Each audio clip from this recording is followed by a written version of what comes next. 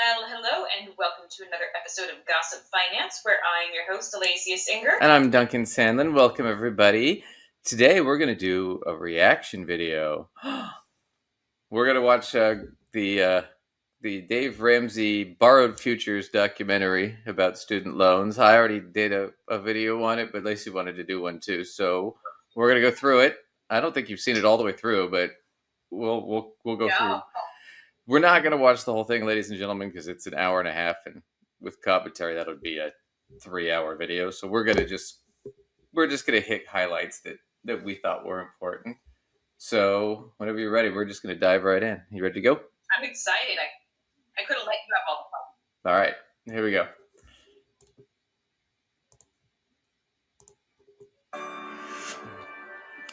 Just do the opening here. The happy students at graduation. Yay!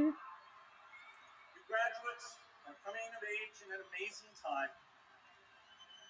As Americans, we enjoy more freedoms and opportunities than citizens in any other nation on earth. So my American dream is pretty simple. My American dream is just not living paycheck to paycheck. We have the chance to get an education and work hard and give our children a better life. You don't go to college, you don't get a job. Like, that's the only way you can make a living for yourself. The challenge for our generation is to create a world where everyone has a sense of purpose. From a pretty early age, I knew I wanted to be an orthodontist. What has always been certain is the ability to shape that destiny. So, my mom was a teacher. I just ended up falling in love with history, so just the opening, right?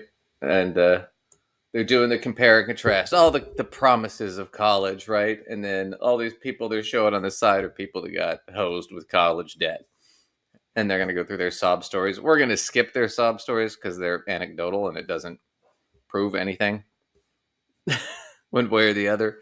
So it's not really worth going through it. So I wanted to skip forward a little bit. We're going to go to, they've got all these people talking about it, which is just ridiculous. The culture in the last 3 or 4 decades has dramatically shifted. It used to be that we said education is important. Study something so that you can further your career. It moved from that to where education was permission to play. You weren't going to be valid in the economy unless you had a 4-year or more degree. Not only is it necessary, but it's like a guarantee that you're guaranteed to be more successful. And so you have to have this because a degree is the answer. Society has rules. And the first rule is you go to college. You want to have a happy and successful life? You go to college. If you want to be somebody, you go to college. If you want to fit in, you go to college. Is a 4-year college degree still a good investment? You know what's funny too is I like that they picked that clip of Justin Long in that movie. I forget what the movie was, but the premise of the movie is he couldn't get into a college because his grades weren't good enough. So what he does is he makes up and starts his own private nonprofit college. And in order to keep it running, they end up having to get it accredited. So he ends up being an accredited college, and he ends up getting a degree from the accredited college him and his friends started as a way to placate their parents that they were going to college. That's a really weird premise for a movie. It is, but the thing is you can't sit there and say, well, going to college, it used to be pay for play, and now it's this kind of horrible thing, which is what they're leading into. And the joke example you give is one of a kid who desperately did everything it could to go to college, even though it was unintended. Right. And made it happen, right? And we're not going to disagree that student loans are, way, way too high. We're not going to disagree on that point at all with them. What we're going to disagree on is why that is and what you can do to fix it and what needs to be done to fix it. Their solution is basically don't go to college unless you can afford it, which just means only rich people, mostly white. Well, that sounds like it reeks of privilege, doesn't it? Right. Yeah, it sounds like we're going back to the 1930s and 40s and the 50s. Well, the prices of the colleges are not going to go back there. No. Well, not to where they were in the 60s. But we'll talk about why it's important. But they're asking this guy about why is it good to go to college? I mean, not surprising. We the principal think it's a good investment for a couple of reasons. One, a student's going to earn $1 million more over their lifetime career. Plus, if they didn't have a college degree, they'll be more nimble. They have lower rates of unemployment. Even Robert Wood Johnson said they're going to live longer because they're likely to have better insurance. Okay. So all those things are true. I want to be careful with one thing though, because we've done this before. When they say you'll make $1 million more, that's on average. And on average doesn't mean everybody's going to do that. But statistically speaking, you are going to make a lot more money if you go to college. And you are more nimble in your jobs because you have more skills. Well, quite frankly, there are a lot of jobs that really don't look so much at what your degree is in, but require that you have one. Right. Obviously, some specific types of career fields, like accounting and whatnot, you need an actual accounting degree. But there are many others. They're requiring a 4-year degree, but they're not requiring it in a particular area. No. Well, we've gone through this before. 75% of new jobs created, not of all jobs, just the new ones being created in the market, 75% requires some sort of college, whether it's a bachelor's degree or an associate's or whatever. The bottom line is machines do more and more of the tasks for work, and you need people that are qualified to work the machines, right? On top of that fact, it's a lot more specialized. It's the creation of the ATM, right, is a great example of this. If you guys don't know this, when the ATM first came out, all the tellers thought they were going to lose their jobs, right? Because you created the automated teller machine, right? The ATM. What happened was they started putting ATMs in. People started using the ATMs because it was faster. What it did was it freed up all the tellers to focus on sales and to focus on loans and doing other things. So what ended up happening was it created more jobs, but they were higher level jobs. So a lot of these tellers got promoted to being like loan managers or loan officers, right? Or client services representatives, or they were out there calling businesses going, hey, we want to take your account for your accounts receivables. That became big business, and the banks made even more money. So to understand how technology is working, it's not necessarily, I mean, there are a lot of these lower level jobs are going away, but they're creating more jobs, but they're upper jobs. And that's just sort of the nature of this. So when they're talking about the necessity of going to college anymore, there is some necessity to have at least some trade school or something, some skill set beyond high school.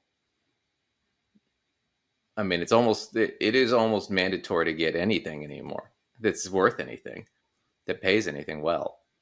So they are kind of missing that. They're going to miss that point going forward, but we'll go through this. So here is, let me go.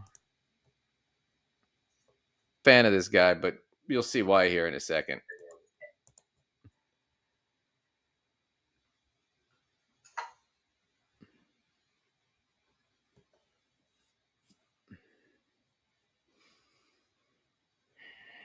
I remember, man, when I was 17, guy walked in from a local college there in the city of Fayetteville and said, hey, if you haven't started thinking about college education, you are late.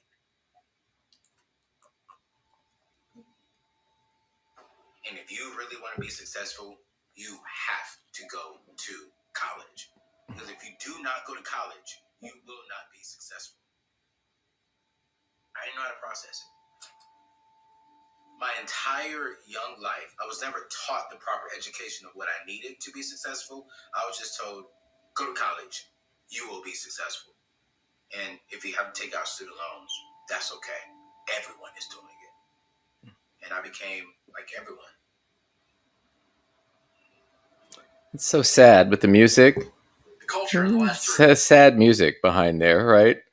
They're trying to paint this picture of the student loan thing is so horrible, it's not worth it. That's all this is. It's just theatrics. For decades has dramatically shifted. So he does that, and then we go back to, I want to go back to Anthony here.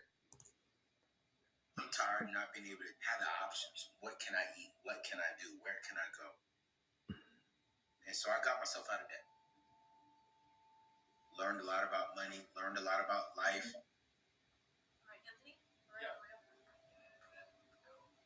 Had to lose some friends, had to better myself.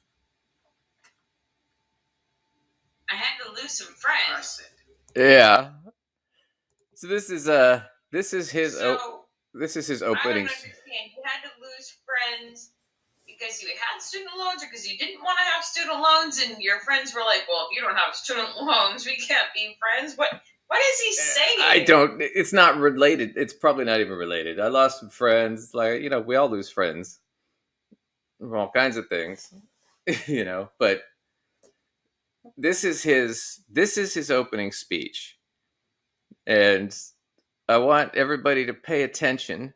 He's doing a speech, and it's a panel of students, high school students. They're probably all seniors that are getting ready to go to college, right? I want you to pay attention to the panel of students and tell me what is missing from this panel of students.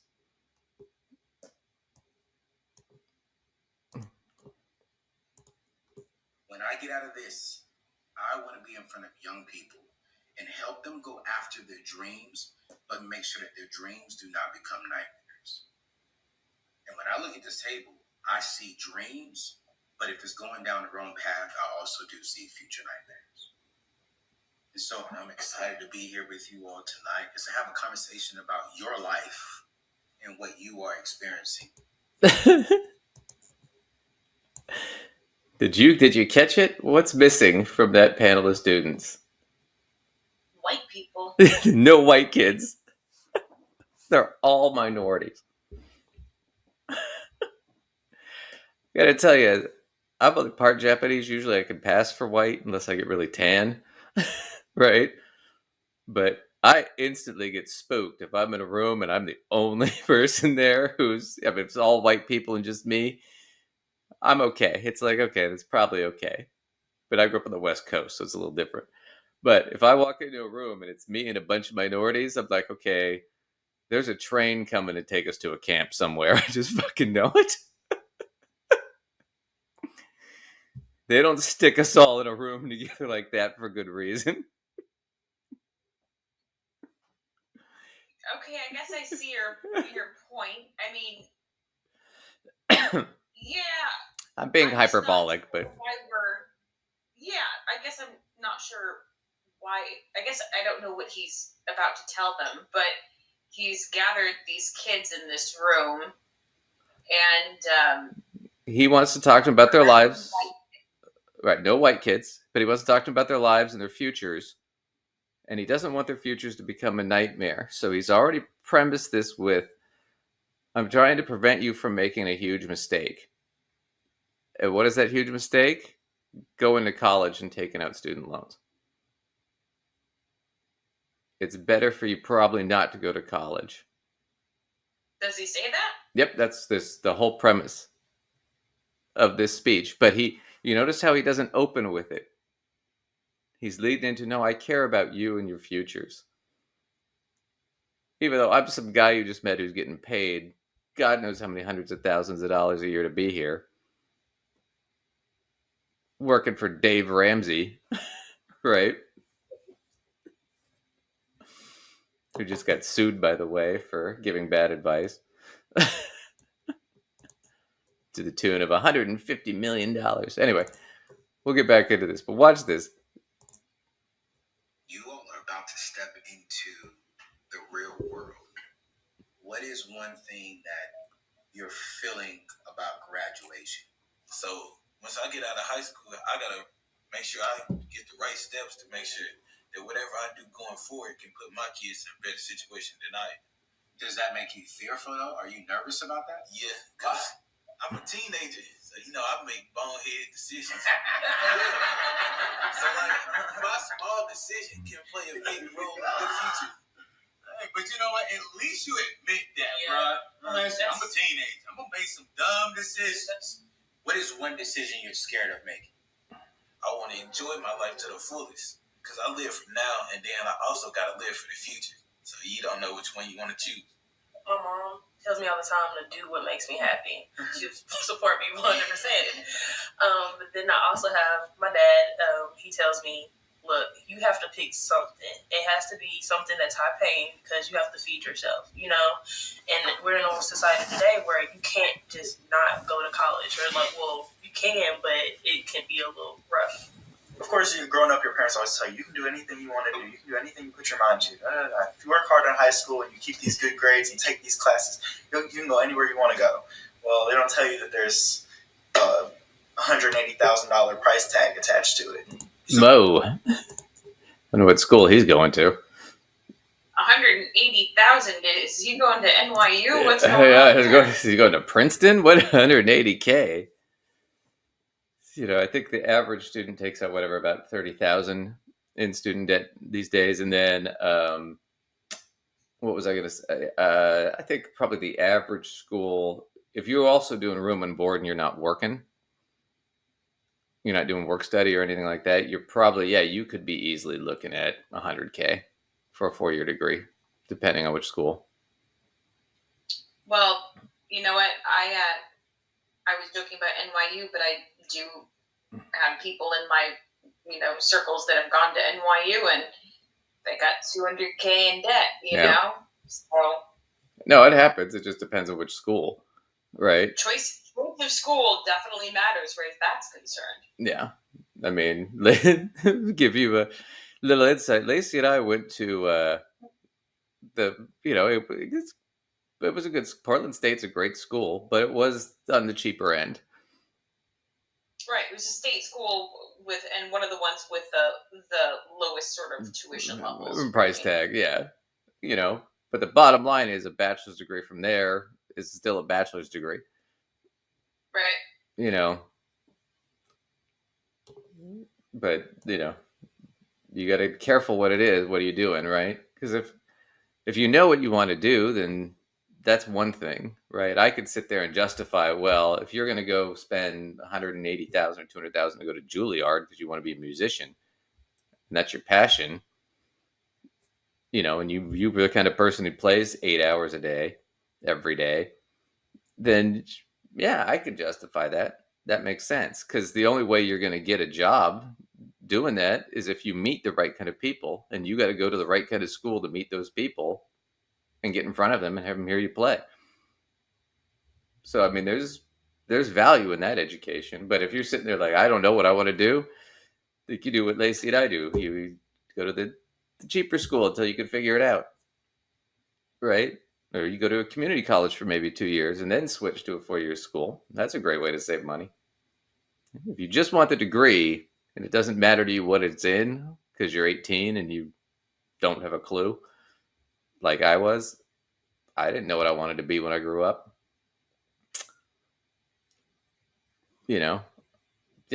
Why am I spending, twice as much to go to the bigger school because it has a better football team? Doesn't make sense. Yeah. But that's just, I mean, it's how you think too. And it's also what, mom and dad are paying for it, then who cares? But none of these kids are in that situation where they have parents to help them pay for it or help them out. So we'll go through this a little more. If they did, he wouldn't have chosen them to be a part of his little circle. This little panel of you shouldn't go to school because you're poor minorities. So do you think college is the only way you can be successful in life? yes, always. Going to college is like a safety net. No matter what you do in life, no matter what dreams you chase, if you have a degree to fall back on, you're always safe. Oh, God. Okay, so 2 million students go to college. That was last year. 1.4 will take out student loans. This is all true.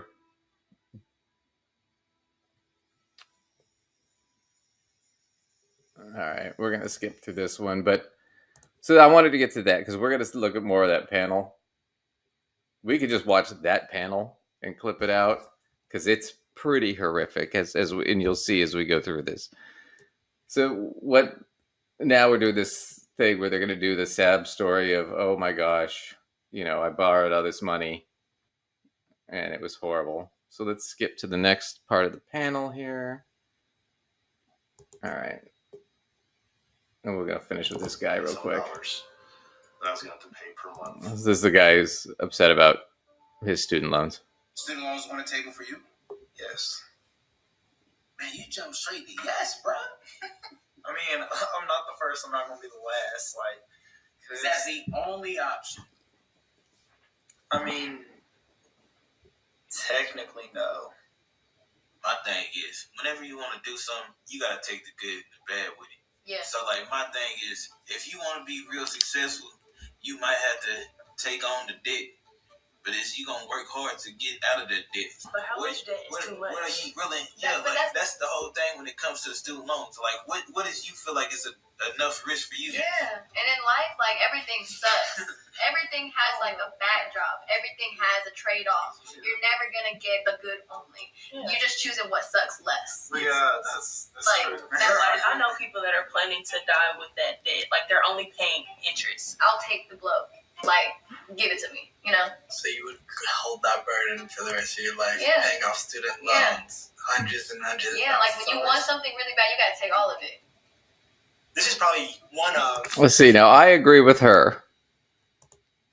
Right? If you want it bad enough, you can justify it. It's worth it. If you don't, then you don't.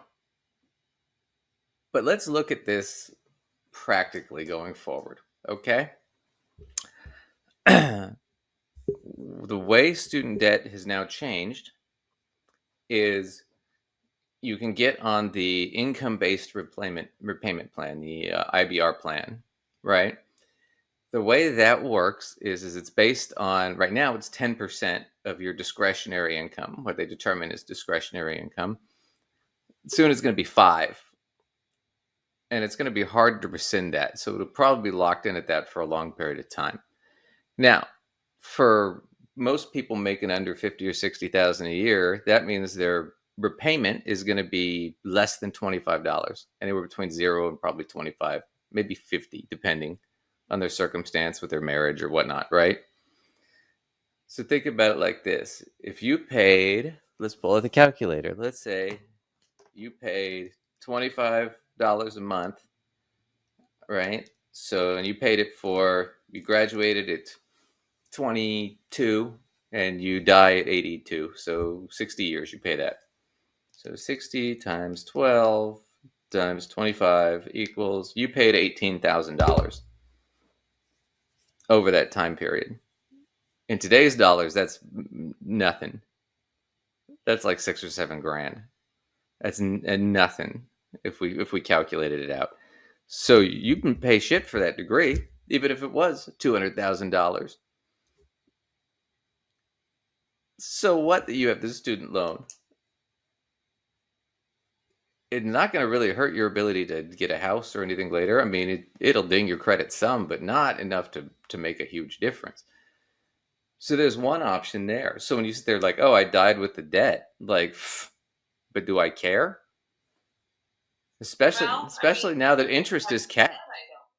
Yeah, well, especially now that interest is capped. So if I borrowed 150, right?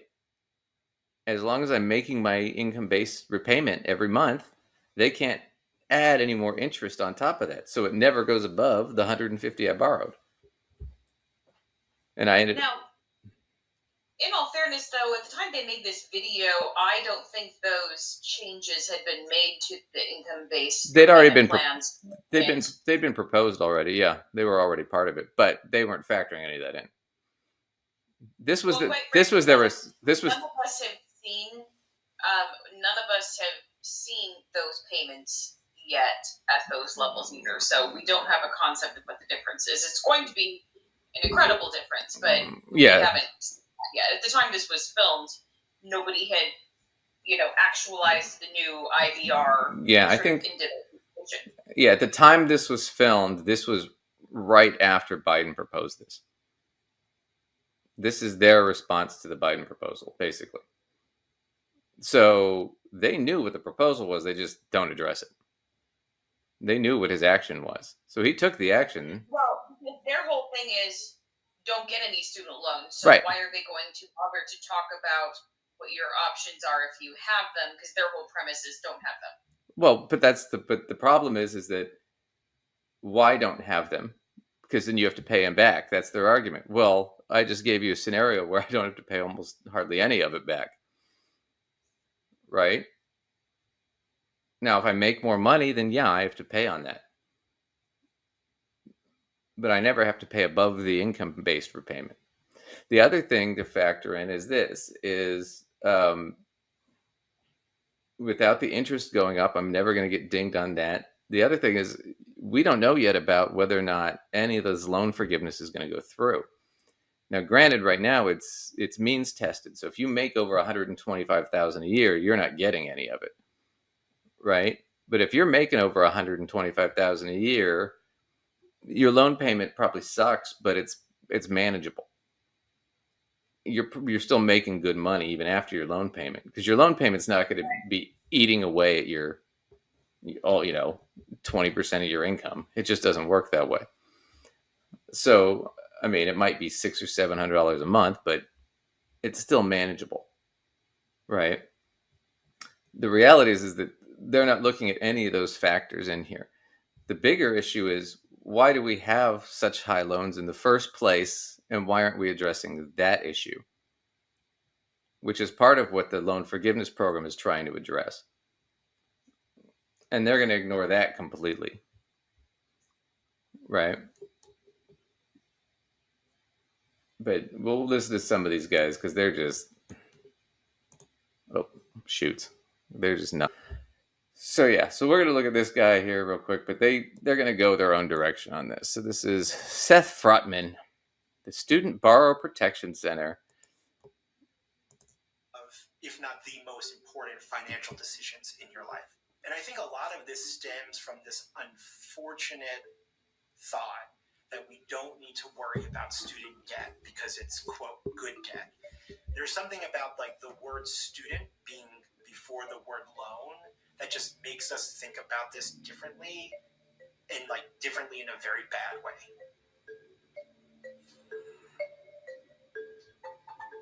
The student loan problem has reached epidemic proportions. The curve on the growth of credit card debt, even though it's been ridiculous, has been much more gentle than the curve on student loan debt. It's gone to a mushroom cloud in terms of the mathematics on it. But let's talk about why. They're going to talk about it, but they're going to leave a lot of stuff out. So pay attention. The problem is that you don't register emotionally that it's money. I mean, when you borrow money to buy a $20,000 car, you have a completely different emotional experience than if you write a check or put down $20,000 worth of Benjamins right there. You have an emotional experience that you do not have when you just sign and go, I think I can make those payments. It's the same thing happens with student loans. There's a whole lot of people who have a big target on your back, who view you and your ability to take on a ton of debt as their chance to get rich. College tuition has risen enormously. So those are both extremely biased views of the situation. I think it's also interesting where Dave Ramsey sitting there saying that it doesn't register emotionally. Well, we just watched a panel of kids that it does register to emotionally. They're all 17 and 18 thinking about, oh my God, what am I signing? Is it worth it? Right? Yeah. And that's what they're attacking. If it doesn't register emotionally, why the frick are you doing this video? Because everybody knows it's a problem. It does register emotionally for most Americans. Right. You know, we don't talk about it on our show all the time because it's something we don't care about. If we thought it was, nobody gives a shit, we'd never talk about it. Right? So let's look at what their reason is for the rising costs. Over the past 5 decades. Why would someone pay for this? Well, everyone seems to agree that graduating from college is a guarantee to a better life. So it's no surprise that the student debt level has risen exponentially as people pursue their shot at the American dream. But is the payoff really there? Well, when the student loan program was first started by the government, it had really good intentions. Students could only borrow up to $1,000 a year for school. The expectation was that students... You know why $1,000 a year? because they were already mostly rich kids going to school. Right. And most of the kids that were borrowing it were going to trade schools. And on top of that fact, $1,000 a year back in 1958 was a lot of money. If you want to calculate what that is in today's dollars real quick, we could do it real quick here. What is that? 58 would have been, what, not quite 70 years ago? 65 years ago? Yeah, roughly. All right. 1,000. That's $10,000 a year today with inflation. So it was plenty of money. So to make it sound like, oh, it was only 1,000. No, it was like 10K a year they were giving you for tuition. Completed their higher education, they would in turn contribute their knowledge and skills back into society. And the money for all of this came directly from the U.S. Treasury. That's true. But as the demand for higher education grew, so did tuition. Now, the government had to open up the student loan program even more. Okay, so we've skipped a bunch here because something happened in the 50s that they ignore. And it was this little thing called Sputnik. Sputnik was a satellite that the Russians developed, the Soviet Union, who was our enemy. And they put it into space, in orbit. And you could see it from the night sky, from Earth, or just from daytime. You could see it orbiting above you, if it was in the sky above you at the time. And the U.S. government at the time, it was Eisenhower, I think, thought, oh, we need to be able to shoot this thing down. And guess what? We didn't have the technology. And when he went to his defense counsel and said, hey, how do we get the technology to shoot this down? They said, we just don't have the people. We don't have the intelligent enough people. So what did they do? They started the student loan program. Right. So they could get more people through college, so they would have the people to be able to take care of it. Right. Because you couldn't just have just the rich kids. Right. And we learned that during the Enlightenment period, right? Because everybody thinks about the French Enlightenment, but a lot of it started in Scotland. And the reason it started in Scotland, and the French were like, well, why are all these great thinkers coming out of Scotland? You know what it was? Scotland had the first public education system for the people. So almost every kid in Scotland was literate and could read well and write well. And so that's when they started realizing, oh, if we educate these people, heaven forbid, guess what? Some of the poor people are really smart too. Smarter than a lot of the rich people. So what ended up happening was, to become more competitive, they realized, hey, we need to expand the education program. And that's what they did in the 60s. And the idea was we're going to expand it, and we're going to make it more accessible. And at the same time, you had civil rights. So now women and black people had an easier time getting into college. Not that much easier, but a lot easier than it was before, right? So now you have that going on. So now all these poor people and minorities and women can go to school. And now we have a much stronger workforce building up. And that pissed off the conservatives. That's what's going to happen here. But they're going to ignore all this because they're conservatives. They don't want to step on their own toes. But here. They brought in the banks. That meant the government didn't have to foot.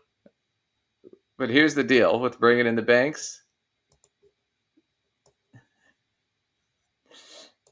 The way they did that was really simple. So LBJ did a deal where they had you see him sign it there, where he said, okay, we're going to do this where we consolidate a lot of this stuff in the budget. So we're going to borrow the money from the Treasury is going to borrow the money, right, to pay for the student loans. They'll bank it, pay off the interest from the Treasury. Right, so the bank will then be the middleman on the loan system. That'll save us a ton of money from having to manage all these loans. And then we'll still fund most of the college. So the loans won't be that high, so the interest won't be that high, and the fees won't be that high, so it won't be a big deal. Right? That might be a little confusing. I'll simplify it real quick. So Lacey's the federal government, okay? Lacey, my guy Grogu here, he's applying for a student loan. He wants to go to college. Lacey approves him for $100. Okay? He gets approved through the system. Lacey borrows that money from somebody else, from some investor, that $100. Okay? But she gives it to Grogu. But somebody's got to manage the loan in between and the payments for the loan. Because if Lacey does it, it's going to cost her a ton of money. So she hires me to do it. So I manage the payments on the loan. So I actually get the 100. I issue it to my guy here. Let's see, he's happy about it. So anyway, yeah, he's really happy about it. So anyway, so he gets his money. Now he starts paying it back, right? Well, he pays it to me, and then I pay it to Lacey, but I take out my fees first, right? And then Lacey gets the money, whatever's left after I take out my fees for managing it, and she has to pay it back with interest. Now, traditionally, Lacey would make some money off this, not a lot, maybe a little bit, but that's not what's been happening in recent years. But we'll get into that more later, but we're going to watch this real quick. Put the initial bill anymore, but they still guaranteed the loans if the borrower couldn't pay it back. So the banks, they were getting paid one way or the other. And on top of that, they got to collect any and all interest from the loans. In business, this is called making a profit. Oh, wow. Thank you for that. Tuition is still rising because the demand for college wasn't slowing down. And the banks... And that's where they lie. That is not why tuition is rising. It wasn't rising because of demand for college. You know, it was rising because of, in the 80s, they had the Lee Atwater strategy, right? And what they did was they cut the amount of federal and state funding that went to college. So I'll give you a great example. We've used this before. Dave Ramsey, when he went to school, he paid $269 a year. That was what his senior year tuition was. Same school he went to, University of Tennessee, it's over $13,000 a year today. If you factor that in with inflation, the average student today is paying 10 to 12 times more than what somebody Dave's age paid. Now, why did Dave pay less? Because most of his college was paid for by the federal government, not by student loans. As we've cut the amount of money we give to schools, schools have had to raise the tuition on students to make up the difference. Otherwise, they'd go out. Right? Because they're not getting the money that they once could get, just from government already. Right. And you can look this up, Lee Atwater and the Southern Strategy and Reagan. But a lot of this was if we cut the amount of money we give to schools, and the schools are now forced to raise tuition, they knew they would be, right? What we'll do is we'll stop a lot of these poor people from going to school because we don't want to have too many educated people in the system, because then they won't want to take the crap jobs, right? Or they'll demand more money and it'll destroy the economy, was their argument. But their backdoor argument, which all came out later on, was basically we want to prevent black people and women from going to school. And Hispanics and Asians, because if they can't come up with the money out of pocket, or they have to borrow all this money, they'll be less apt to do it. What they were wrong about is now they still wanted to go to school because they still wanted to get ahead. And they were willing to take the bite. Right? That's what they're missing on this whole equation. Does he go back to this panel of kids at some point? Oh, yeah. We see them? Yeah, we see them, a couple times. And they do a wonderful compare and contrast. So they couldn't keep up. This is where the government stepped in and created the student loan. Yeah, so this is just how it created the Middleman Marketing Association. So Sally Mae was the original. Sally Mae left a long time ago. But we're going to go and skip ahead back to, Let's see. I want you to be successful. I want each and every one of you all to go after the American dream. But I got to ask you this question. What is one thing that can stop your dreams? Debt. Say it again. Debt. Say that one more time. Debt. My man. You got to take debt off of the table. I'd rather take 6 years to graduate debt-free than graduate in 4, and I spend the next 30 years paying back my student loans. Let's be real. If all of you all went to college, didn't listen to my advice, I want to listen to this though, because what do you think about that? I kind of want to actually hear the rest of his little speech he's going on to. Well, okay, but real quick, if it took me 6 years to finish college and I could do it debt free, well, of course I would. Everybody would. But it doesn't work that way. I don't know who that works for. Yeah, it's kind of a half-baked strategy. Even when he said it, I was like, well, yeah, if everybody can do that, they're just going to. But who can do that? But What are you, like, working full-time and going to school part-time? Then you're looking at 8 years, and even then you're taking debt. You're not making nearly enough money at that age unless you've got a job that's paying you $50,000 or $60,000 a year. right. And you're living at home. And mom and dad are helping you out. I mean, there's just no way you can do that. They're not. It's an unrealistic thing. But we'll get to the rest of this nonsense. 2 of you all will graduate from this table with $100,000 or more in debt. Studies are showing that the average person takes them 20 years to pay back their student loan debt. Let me go deeper. Studies are showing that y'all right here, young people, when you graduate college, the number one goal in life is not to get your dream job. Number one goal in life is when you graduate college, it's not to go out there and buy your nice car. It's not to go out there and buy a house and start a family. You know what the number one goal is for college people who are just now graduating? Pay off shit. Is that the American dream? No. The number one mistake I see with your generation is you take a kid's approach to an adult decision. All right. So what do you think? Well, given they are kids, that seems like a stupid thing to say. Like, talking to a bunch of high school students, of course they're taking a kid's approach. They are kids. Well, yeah. Furthermore, that's a biased sample. So I'm gonna go sample and do a survey of 1,000 people who just graduated from college, right? Because that's how we said it. People that had just finished college, right? What's your biggest goal? Pay off my student loan debts right now. Get a job.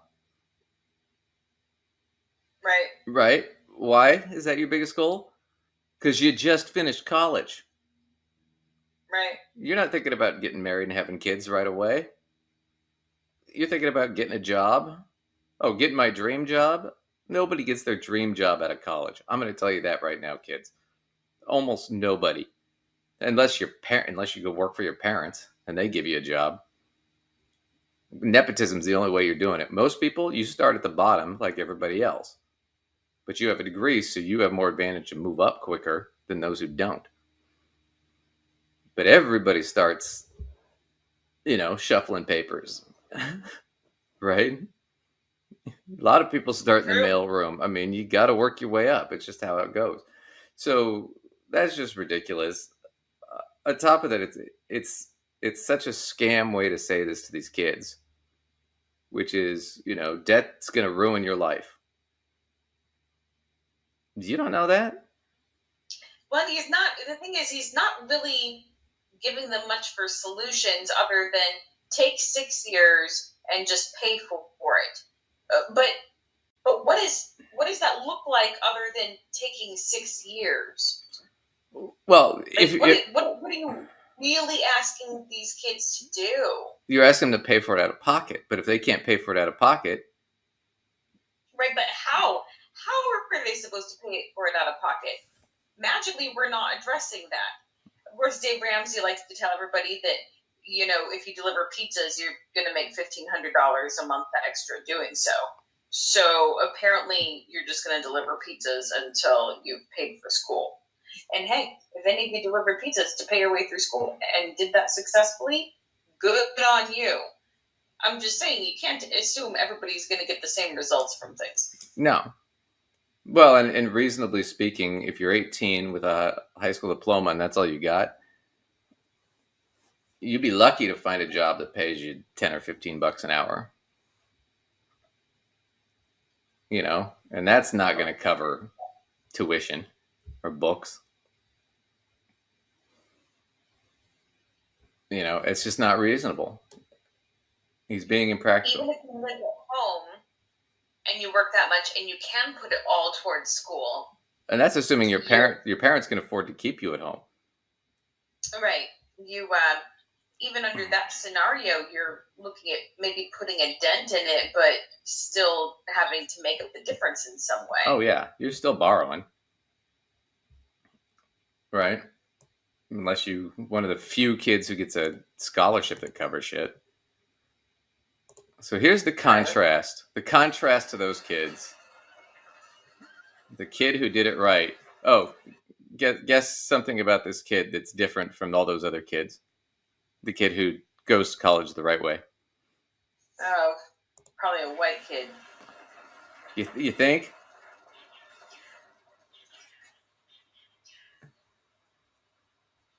It's funny. And the suburbs too. And getting her story of, I went to college for $4,000 and thinking about. Okay, so this is the kid that he's a college senior. He did it right. I want you to look at this room he's in. This room is bigger than both of our apartments when we were in college. Yep. And we didn't have a $900 Fender in the background. And look at that microphone. I've got a microphone, but I don't think my microphone Ours is nice as his. Ours is not as nice. So yeah, this is somebody has parents with a little bit of money. Myself, that's cool. It's not that cheap now. Growing up, we were more in the lower middle class. A single mom who has 2 boys. I want to clarify this too. I always hate that shit. There was, we were more lower middle class. Really? You live in a 2-story house in the suburbs. You have a different concept of lower middle class than the government does or anybody else does, dude. You could tell that we didn't have an endless supply of money. For college, I ended up opting to go the business route. I saw what the financial situation was like and realized if I could create a business and grow that and then be able to give back, how much more of a difference would that make if I could fund 20 of me to go to college. U of M in Minnesota was a big choice. It's a very large, substantial campus, and you get this sense of pride, walking into that situation, knowing that this is where I could be cutting my teeth for going out into the real world. So one day, go to the mailbox. I got in. That's what I wanted. I was totally set on going there. I'd done everything I needed to up until that point. Basically, I could coast out my senior year, right? Made it to the next step. That's the funny part. They don't send the tuition with the acceptance letter. That letter also had shock. You open it up, you look at it, and $22,000 a year. At that time, I'm driving a car I paid $600 for. I was totally ready just to dive deep into debt because that's what the journey looks like, right? That's what everyone expects it to be, and I was going to be one of them. What college are you going to? I haven't got my financial package from Duke yet, but Duke is my passion. Why is Duke your dream school?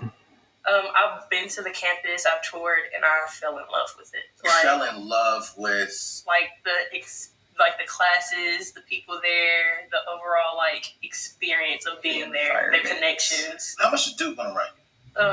Yearly about 75. Ooh, my lord.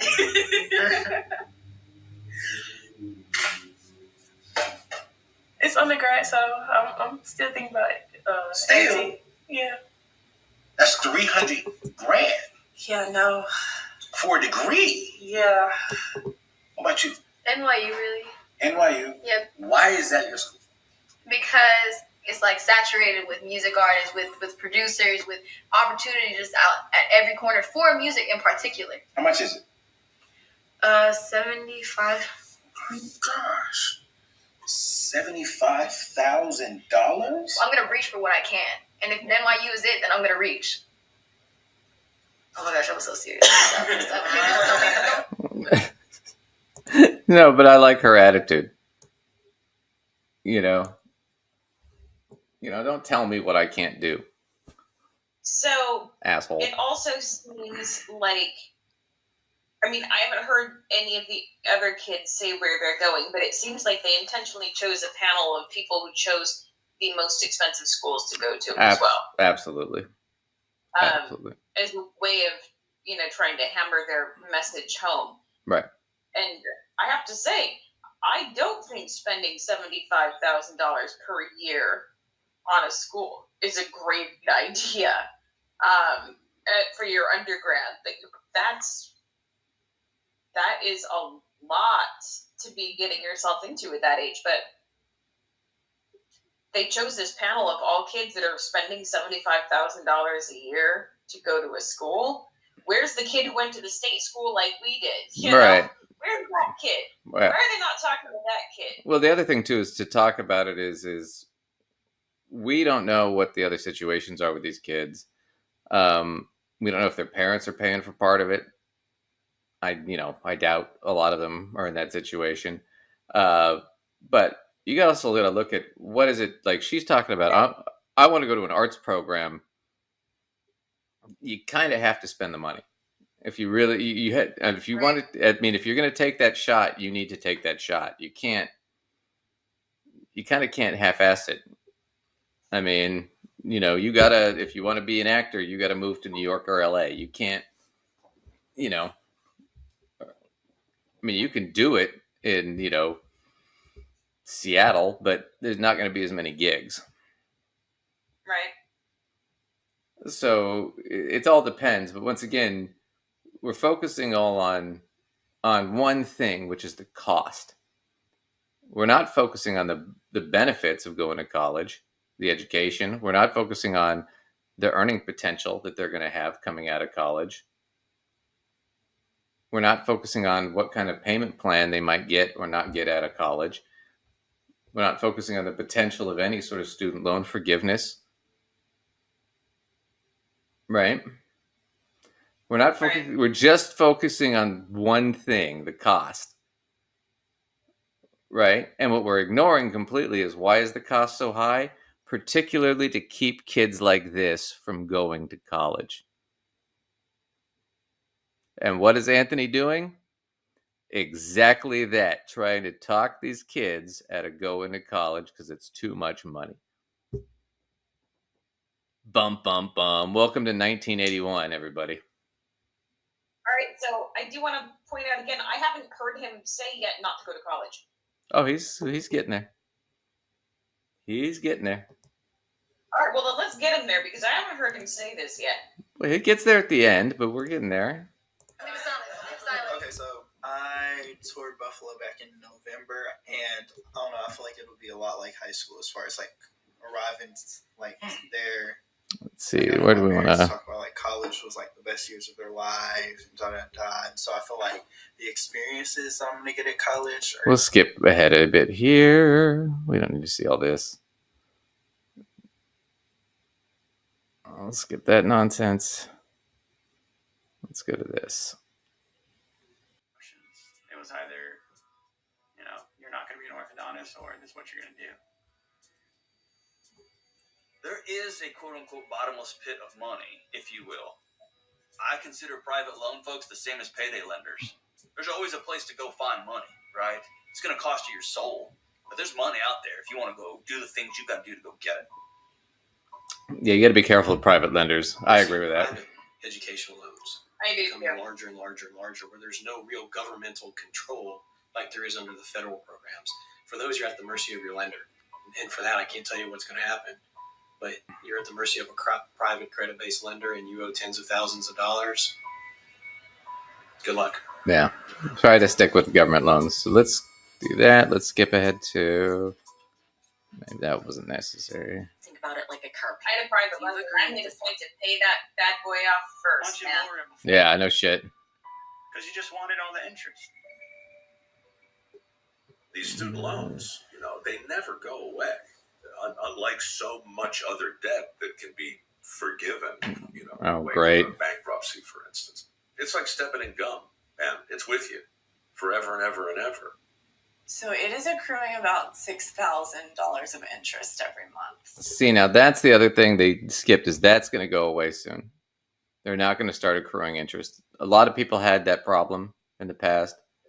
That's going to pretty much go away here in the future. So let's go ahead and...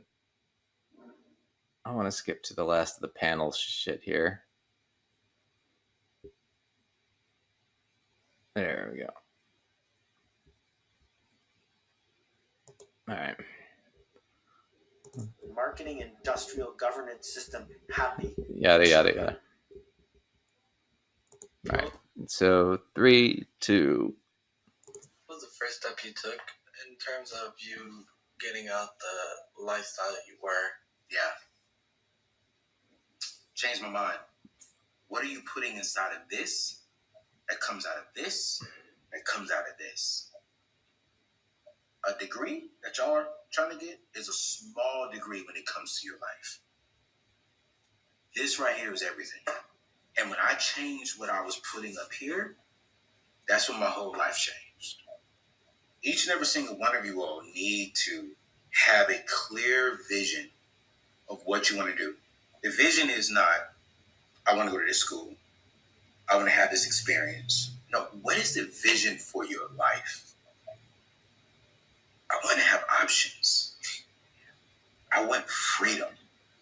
The question is, are you willing to put in the work up front? If you can grasp that, you will be successful. So that was it. The degree, it's small. It's a small thing. It's not that important. Not going to affect your life. It's not going to be meaningful. And it's going to limit your options to have a college degree because you'll have all this debt. As opposed to, well, you'll have the debt, but you'll have a college degree, so you'll have a lot more options.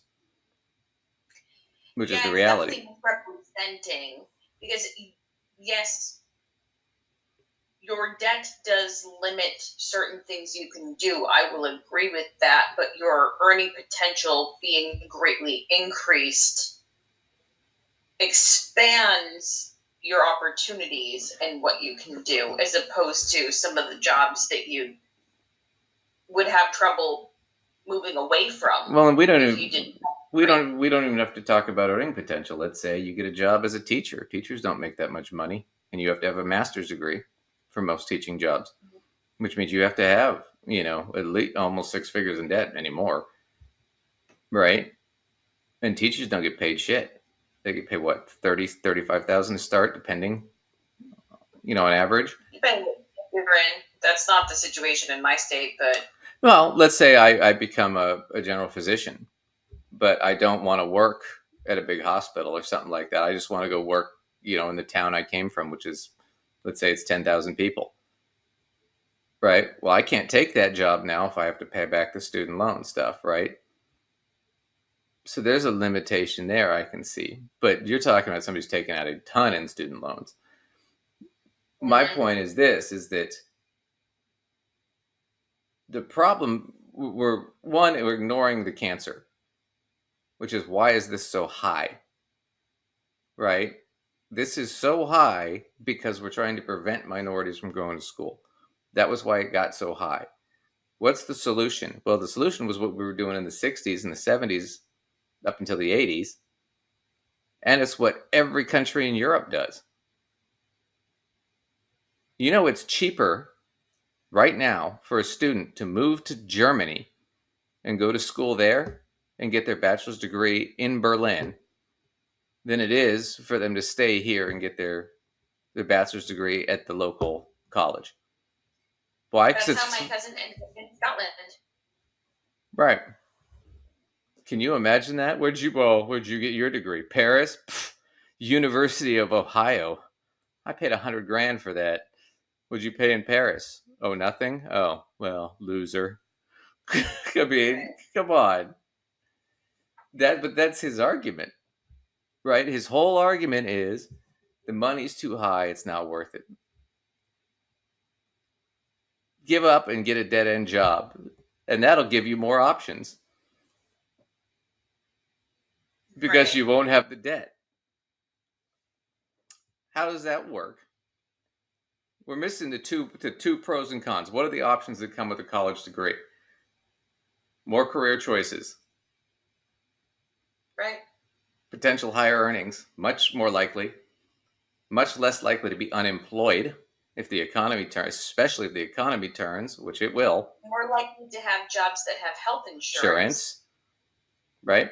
More likely to be able to afford to have kids.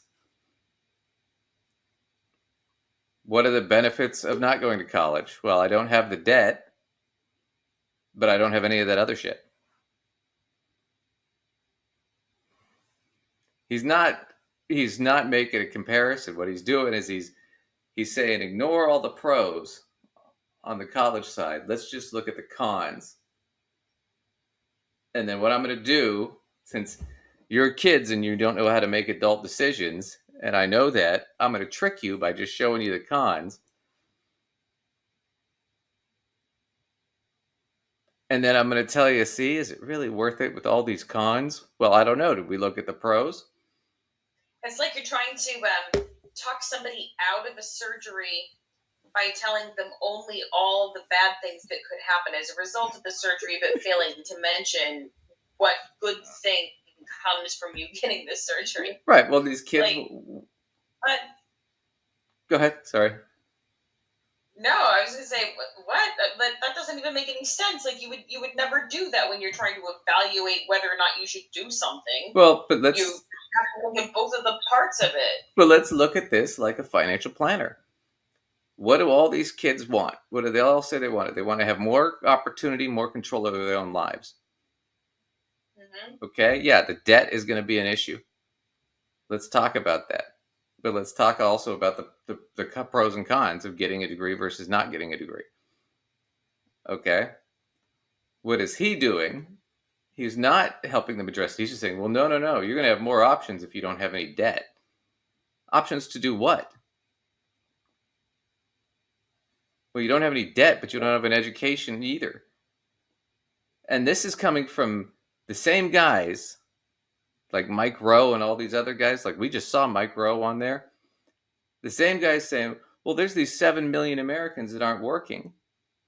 And they never say why. And then when you look into it, they're not working because none of them have any education past high school. They can't get a decent job, so they've given up.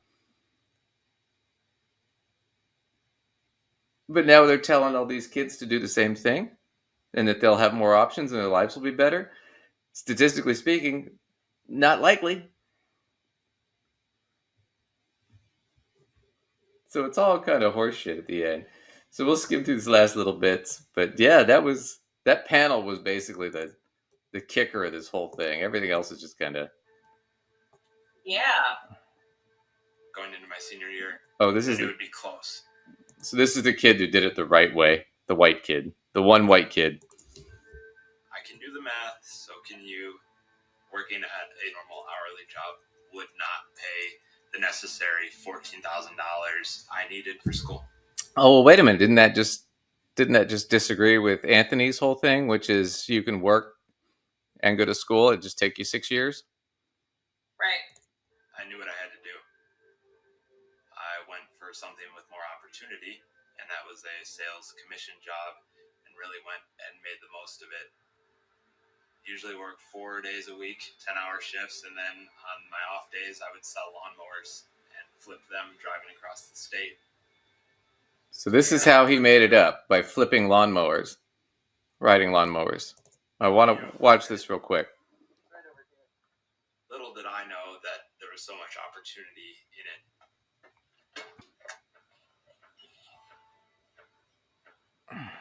Well, I know you had it listed for 6, but just take 5 on it, cash. We got to teach young people how to really take ownership of their life. If they're paying something out of their pocket, they will take their education experience a little bit more serious, because now they can say, my parents didn't pay for it, we paid for it. This is just simplistic to me. It's something I understand, and I don't think lawnmowers is for everybody. And someone who's interested in shoes would be better suited to do something like that. As long as you have knowledge in an area, you can probably figure out a way to make money with it. During this expensive period, I want to stop on that statement real quick. If you have knowledge in an area, you can probably make money off of it. How do you get that knowledge? Well, sometimes you get it in a college. Or you get it from an apprenticeship, or you get it from a trade school, or anything that's, what is that? Oh, education beyond high school? That's the point. So somebody taught him how to do this, right? Or he figured out how to do this because somebody taught him about lawnmowers. if you have the resources and the time, how will you choose to spend it? Right. But once again, if you have the resources and the time, you have to have these things first. So that when the system tries to squeeze you, you can say, no, thank you. So we'll watch this little bit. Pictures uploaded. Gotta do some cropping. Get them posted. Yada yada. Get through it. There was one guy I bought a bigger zero turn, paid $1,700, brought it home, washed it, listed it, sold it for $2,600. Same day. My mom would just be dumbfounded. Are you sure you're allowed to do that? Mom, it's selling lawnmowers. I don't know what else you want. You definitely have a lot of noise around you saying, take out loans, you're not... All right. So he's driving a Honda Pilot, right? I want to put a flag in this. You know how much a Honda Pilot costs? No. $60,000. Oh, brother. Do you know how much one of those rigs costs to put on the back of it? Those hitches? Probably about $1,500 to $2,000 for a decent one. And he's got $5,000 in cash to buy a lawnmower with to flip it. And he lives in a 2-story house in the suburbs, living with mom and dad still. He's got almost $1,000 guitar sitting there behind him. Did this kid get a lot of help to get through college? My guess would be yes. Probably. Probably didn't have to loan the money because seems likely that he didn't have to loan a lot of money. Parents probably gave him a lot of money. And he leveraged the money, which is good for him. But he's not cruising around in a cheap car. You know, and he's not doing a job that, I mean, it's a commission kind of thing. Right? He's doing it based on whatever his sales are. So he could have a week where, yeah, he has a great week, and he have a week where he doesn't make any money. Or a month where he doesn't make any money. Especially imagine in the winter, people aren't buying a lot of freaking riding lawnmowers. No, it's probably, he probably does really, really well for like a certain season and then not. And not going forward. So we'll watch the last little bit of this panel and we'll wrap this thing up. So let's see. Where is it going? Oh. Well, I want to watch this John Delaney bit real quick because he's so stupid. No matter how honest I'm being, how upfront I'm being, hey, this is expensive and you're going to have to pay this back. I have to know that my end consumer, the 18-year-old's going, okay, we'll get there, and has no understanding of what $700 a month actually feels like out of a $2,400 a month paycheck. I feel like I'm just so worried about like, because that's I would say that is true. I mean, when I first went to college, you know how they make you do like the student debt counseling or whatever. You know, you have to do a little counseling thing. Sure. I feel it was every year they had us do that, and I went through it, and I theoretically understood I was going to have to pay that back. But on your little like 18, 19-year-old brain, you don't necessarily have a really good idea of what that really feels like and what that amounts to in relation to what your paycheck is going to be. I would actually agree on that point, because I don't feel like I had much concept, even though I was intelligent enough to understand it numerically, but not in terms of enough life experience to really feel Right. that. Now, I hate to age us, but that statement was true 20 years ago. That statement was not true 15 years ago. Because Bush was the one who did the first income-based repayment and changed that system. And then Obama lowered it, and now Biden's lowered it even more. So that statement is not true today. That statement hasn't been true for over probably 15 years, 16 years since Bush changed it. So you are never going to be paying $700 a month on a $2,400 a month income. They're never going to expect that. So that's ridiculous what he said. It's a fucking lie is what it is. And for a guy whose specialty is education, he should know that. He has 2 PhDs in education. He should know that that's not true coming out of his mouth. That's why I wanted to show, because it's just such a stupid... It's true. Like you said, it was true when we were at school, but not anymore. Having to sacrifice my happiness for like a cheaper route. Like having to sacrifice what really makes me happy and bring me joy on a day-to-day basis just to save money. Like happiness is worth anything. Like, you know what I mean? Like that's the part I'm confused on. Like if you're not happy in life at that given moment, no matter what it takes, what does it really matter, the happiness later on? I'm not saying you can't be happy. I want you to be happy. But I feel as if your happiness comes from something that is outside of education. Ah. And I feel as if you're looking for something to confirm something on the internal side of you, not something to help you grow as a man. Because if you're looking for the education, then you can get the education anywhere. Oh, yeah. But from Yeah, you can get it anywhere, Lace. He just danced all the way around that and took it somewhere totally different. Because there's no answer to that question. The kid is absolutely right. I would rather... if getting an education and being able to have the opportunity to have the kind of career or whatever I want, right? But I have to pay this huge debt, but I'm happier.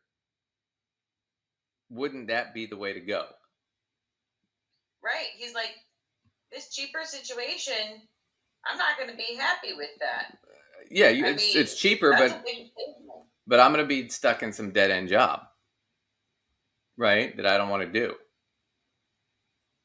And he's like, well, I want you to be happy, but, which always means I don't want you to be happy. I want you to listen to what I'm saying. But you're looking for something outside yourself or inside yourself or whatever it is. And you know, when it comes to you can get an education anywhere. And I'm like, well, no, you can't. You can't get that kind of education anywhere. I mean, I've been to college. There's something about being around professors and other students. You can't get that education anywhere else. And you can't even get it on the job, really. On the job, they just teach you how to do the job. Right. And nobody really cares about thinking about the bigger picture or, you know, or any of that stuff. And then you don't... And I got to tell you, I think there's a correlation between being educated and being happy. Because in countries where they score higher on the education, they score a lot higher on the happiness index. You know, it helps being educated. Life is not so scary or daunting when you're educated because you have options. So I think, yeah, like you said, he's just dancing around because the kid makes a great point. If I take the debt, but I'm happier, isn't that better than not taking the debt and being unhappy? Well, I want you to be happy, but I want you to be unhappy because that's where real happiness lies. It's like, it's so Deepak Chopra. If you want happiness, let go of happiness. If you want success, let go of success. If you want to be rich, give me all your money. It's just fucking guru nonsense. You said you just want to go there so you can have a good time. Oh! Really step back and ask myself. Boo. Boo. You just want to go to college so you can have a good time. He said he wanted to be happy. He didn't say parties, and he didn't say Furthermore, frat house or whatever. Like, look, I had a good time in college. Yeah. Did you have a good time in college? Yeah.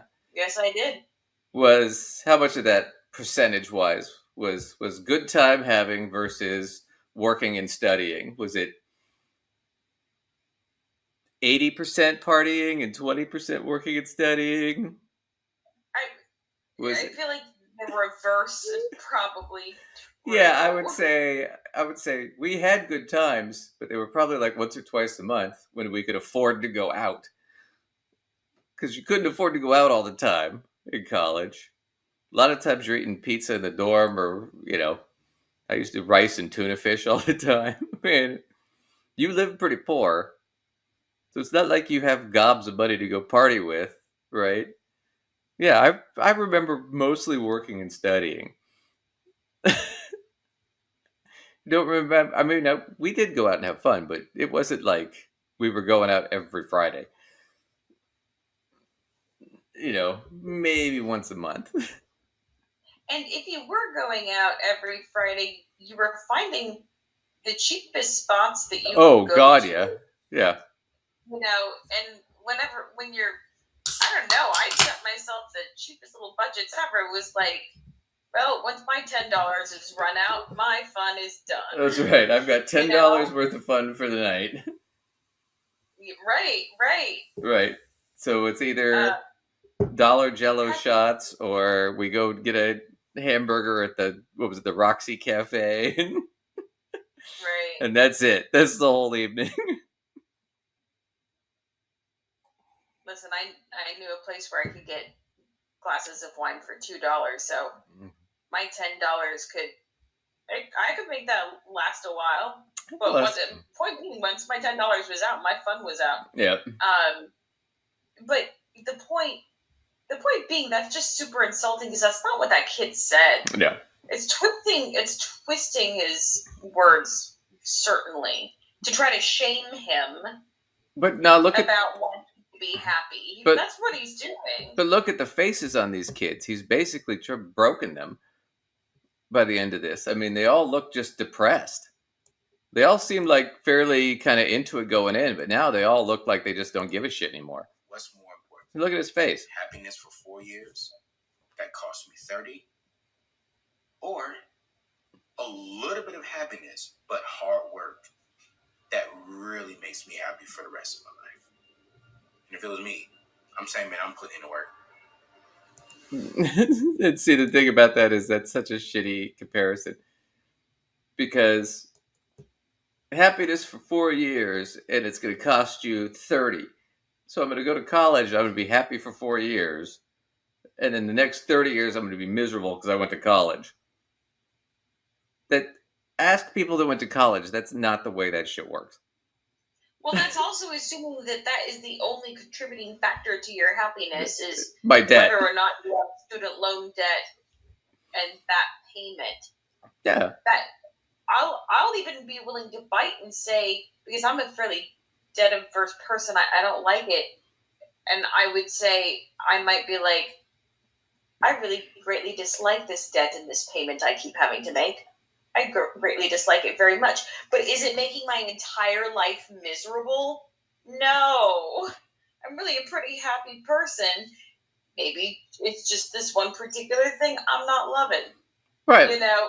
So he's assuming that that's somebody's like entire life or something. Right. And I pay off my student loan every month, but I don't really think about it that much. It doesn't affect my credit score. I mean, it's not, as long as I'm paying it, it doesn't. Frank doesn't give a shit about a credit score, so. No, I know, but my point is how does it really negatively affect me? I just pay it every month. It sucks that I have to pay it, okay. But it also, I'm like, yeah, but I went to college and that was fucking worth it, so I'll pay that. I don't really care. Right. You know, frankly, I mean, we have the luxury of having some free time to do this show. I make my own hours. If I don't want to work on a Monday morning and I just want to go golf, I just go golf. I wouldn't give up that flexibility.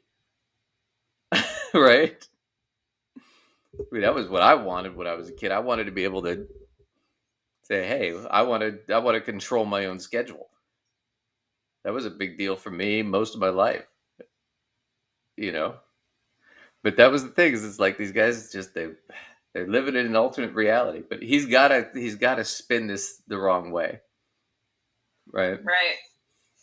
So anyway, the rest of this is just the white kid graduates and everything's great for him. And they crush the spirit of all the minority children. Well, that was. And there are a lot of sad people that are really upset that they owe money, and they start crying about the money they owe. I'm like, all right. Well, okay. But they're all against student loan forgiveness. They just want people crying, I guess. I don't know. All against you going to school. If they do, here's their message. If you didn't do it our way, you should just be depressed and crying all the time. Right. Right. There you go. On that note, that basically just sums it up. Didn't I just basically sum it up there? Yeah, pretty much. But we're also disprove their whole thing right there, which is we're both pretty content and we pay our student loans and we don't give a shit. You know? I mean, it's just weird to me. But yeah, there it was. It's just, like I said, I'm not going to say it was racist. I'm just going to say they pretty much went after the minority kids and glorified the one white kid. But I'm not going to say it was racist. I'm going to let you use your own barometer to gauge the weather on that one. Oh, man. Oh, man. I guess they got rid of that guy, Anthony. He's not there anymore. So, but yeah, no, he's, yeah, they, like you said, they picked that panel pretty specifically. Those were not 6 kids they picked at random. No. They were all kids going to a school that was going to cost $75 a year. Like, well, those let's get an actual panel of kids going to all sorts of different kinds of places, you know, like, yeah. Well, you're talking about, she got in a Duke. Do you know how hard it is to get in a Duke? That one black girl? And he's talking her out of it. And I'm sitting there thinking, oh, man, I don't know. That's a tough one because it is expensive. But at the same time, basically going to what is Duke Ivy League? I don't know. It's up there. Yeah. I mean, you're going to meet a lot of people. You probably get a well-paying job right out of the gate. Somebody probably recruit you your senior year at Duke.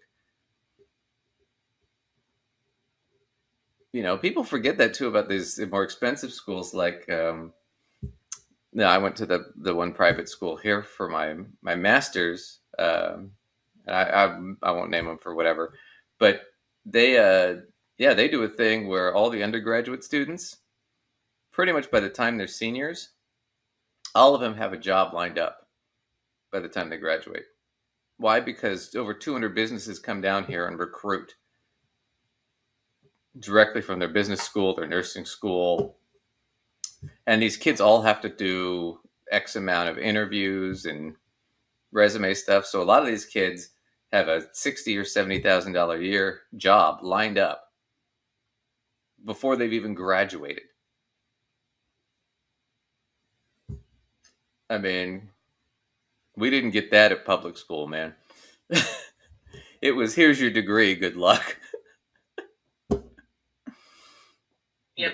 But when you're talking about a school like NYU or Duke, you probably got a job lined up. Anyway, that was our episode on that, unless you had something you wanted to add. Nope. All right. Well, cool. Well, thanks everybody for tuning in. Where can everybody catch you, Lace? All right. As always, you can catch me at mysensewithsense.com for articles, information about workshops and coaching programs. If you want to email into us any topic requests, or you want to jump on here and review or argue something with us, email us. Where can they do that, Duncan? You can email us at gossipfinancead@outlook.com. It's down there below. Thanks everybody for joining us, and we will see you next time. Thank you.